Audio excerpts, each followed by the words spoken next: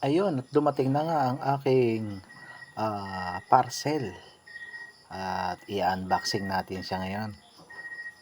Ayan, at sobra ako na-excite dahil ngayon lang ako naka-order nito. Favorite ko talaga 'tong gamit na 'to. Ayun, hintayin natin mabuksan para makita natin kung ano ang laman.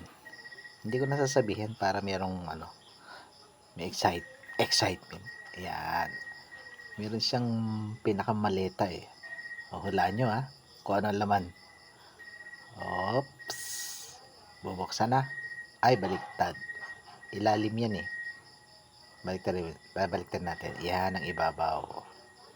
Oops, bilang tayo. 1, 2, 3, 4. Oop, whoopee! Ayun.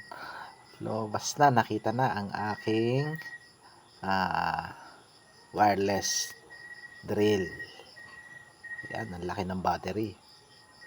Oh, talagang pang ano siya, pang heavy duty, oh. Dalawa ang battery niya, meron pa siyang extra, oh. Tapos yan, tinetesting ko na kung gumagana at umaandar siya. Ang ganda. Hindi man siya brand ng Inco, brand siya ng ano pangalan nun kanina? Kilak ba yun? Ano yun? Nakalimutan ko ito. Ayan, umiikot na siya, oh. Diba? Ang ganda, no? Tapos meron pa siyang ilaw sa ilalim.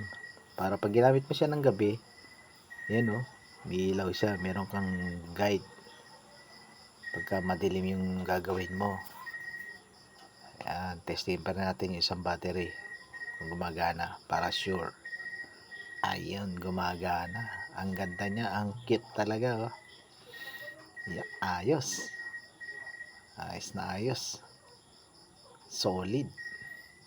May kasama rin siyang charger. Sarap nito gamitin.